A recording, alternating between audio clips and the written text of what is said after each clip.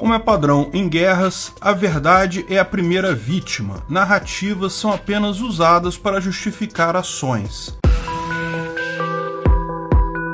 Esse é o Visão Libertária, sua fonte de informações descentralizadas e distribuídas. No dia 21 de fevereiro, a Rússia reconheceu a independência de duas regiões separatistas no leste da Ucrânia, Donetsk e Luhansk, iniciando uma clara campanha de invasão da Ucrânia. Os Estados Unidos e países europeus responderam com sanções econômicas de efetividade duvidosa. Nesse momento, estamos todos apreensivos. Ninguém deseja guerra, e uma guerra envolvendo Europa, Estados Unidos e Rússia, países com capacidade nuclear, é sempre particularmente perigosa para o mundo todo. A região de Donetsk e Luhansk é dominada por rebeldes ucranianos aliados à Rússia, cujo movimento separatista se iniciou em 2014, quando, após protestos violentos em Kiev, o regime ucraniano, que até então era pró-Rússia, foi substituído por um presidente pró-Ocidente. Naquele ano, em retaliação, a Rússia tomou a península da Crimeia sob a alegação que aquela área sempre pertenceu à Rússia e que havia sido apenas cedida para a Ucrânia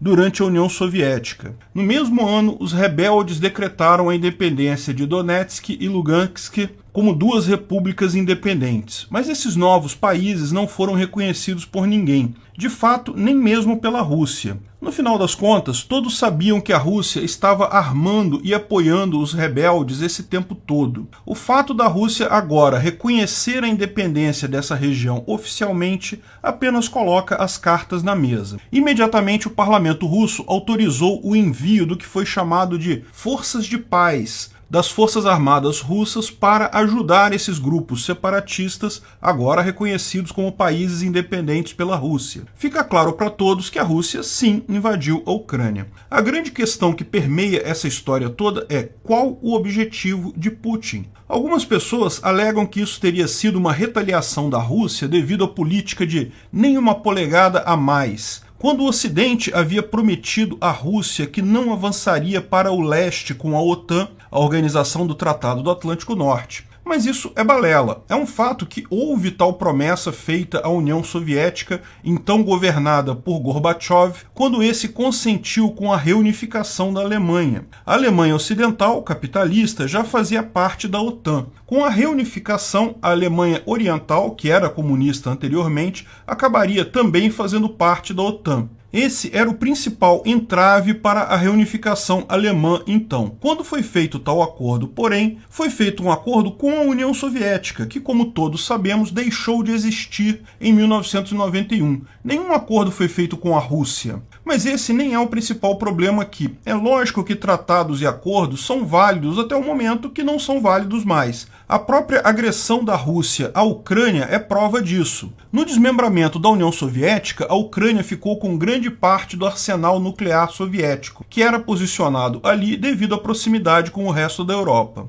Em 1994, houve o Acordo de Budapeste, em que a Ucrânia aceitou se desnuclearizar, devolvendo todos os seus mísseis nucleares para a Rússia, em troca da promessa que a Rússia nunca invadiria a Ucrânia. Mais recentemente, em 2014, foi assinado também o Acordo de Minsk, que também previa que a Rússia não iria interferir nas repúblicas separatistas ucranianas. Esses, ao contrário do nenhuma polegada, foram assinados com a Rússia mesmo, e o último deles assinados pelo próprio Putin. A questão principal aqui é que, mesmo que fosse verdadeira a tese desses tratados todos, de que o Putin está preocupado com a expansão da OTAN para o leste, isso simplesmente não encontra base na realidade. A situação da Ucrânia já é a mesma desde 2014. Outros países até fazem fronteira com a Rússia e já são parte da OTAN, como a Estônia e a Letônia. Nada mudou de 2014 para cá, e embora a Ucrânia continue querendo entrar para a OTAN, os próprios membros da OTAN não parecem querer muito isso.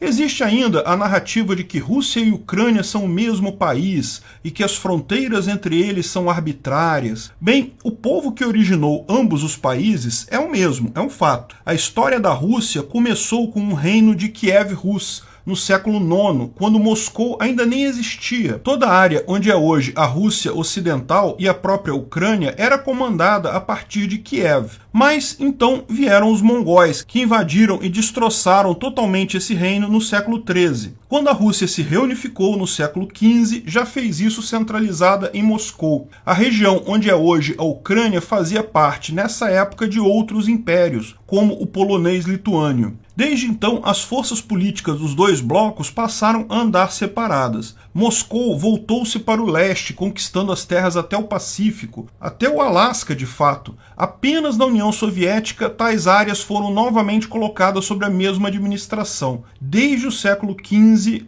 Ucrânia é diferente de Rússia. Mas dizer que a Rússia tem direito à Ucrânia porque o povo é o mesmo e que as fronteiras são aleatórias, criadas em algum ponto da história, é uma coisa idiota. O mesmo pode ser dito de praticamente todos os povos da Europa. Ou você acha que tem grandes diferenças entre Ucrânia, Polônia, Lituânia, Áustria, Alemanha? É tudo o mesmo povo, originando todos os países. E é um fato que todas as fronteiras são besteiras aleatórias inventadas em algum tempo. A questão toda é que, numa guerra, tudo vira propaganda, vira mentira destinada a promover algum ponto de vista. Ignorem informações vindas de qualquer lado. Em uma guerra, elas são inevitavelmente mentiras ou narrativas criadas por um dos lados para favorecer o seu ponto de vista. O fato é que as regiões de Donetsk e Luhansk são relativamente pouco importantes, tanto estrategicamente quanto economicamente. Por que Putin se daria o trabalho de invadir essas regiões, gerando desgaste enorme para o seu país, sem nenhum benefício ao final das contas? Ele quer apenas demonstrar força? É apenas um passo inicial para invadir a Ucrânia? Ele quer mesmo entrar em guerra com o Ocidente? Não se deve esquecer também que a forma como o Ocidente, particularmente os Estados Unidos de Biden, vem se comportando é como se realmente quisessem uma guerra com a Rússia mesmo. Não se pode descartar esse fator. Tanto Biden quanto Putin estão às voltas com quedas de popularidade.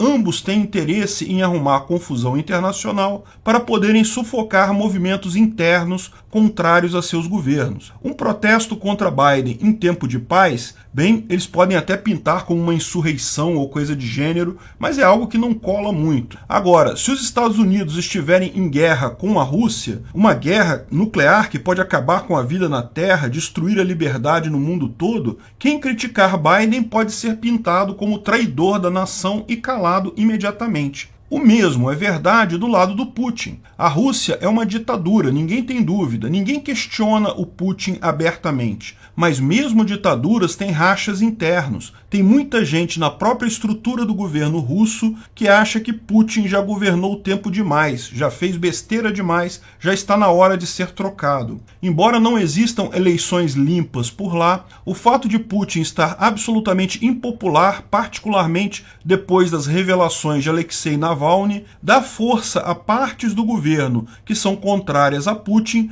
para tentarem tirar ele. Da mesma forma, agora que entrou numa guerra, Putin pode tratar essas pessoas que questionam a liderança dele como traidores da pátria. Você não está agindo contra Putin, você está agindo contra os interesses da Rússia. No momento que estamos numa guerra internacional, você é um traidor. Lógico, só ficaremos sabendo as intenções reais dele mais adiante, provavelmente décadas à frente, quando historiadores puderem se debruçar sobre isso e compilar todas as informações. Mas de todas as possibilidades, essa fraqueza interna é a mais simples de explicar a situação. Desde a década de 1950, quando o mundo começou a se tornar globalizado, com comércios e trocas entre todos os países do mundo, fazer guerra de invasão não ajuda ninguém. Qualquer ganho territorial que a Rússia tenha, mesmo se ela invadir toda a Ucrânia, será muito menor que o custo que ela vai enfrentar com retaliações e desconfianças em negócios futuros com os outros países do mundo. Para a economia da Rússia, para a população da Rússia, essa é uma guerra trágica. É verdade, existem alguns pontos positivos aí. Existe a perspectiva da Rússia adotar o Bitcoin como forma de contornar bloqueios do Ocidente. Lógico, ninguém deve festejar tiranos ditadores fazendo besteiras egoístas, mas a ideia da teoria dos jogos é exatamente essa. Mesmo tomando medidas egoístas, os jogadores acabam beneficiando o Bitcoin e dessa forma o mundo todo no médio prazo.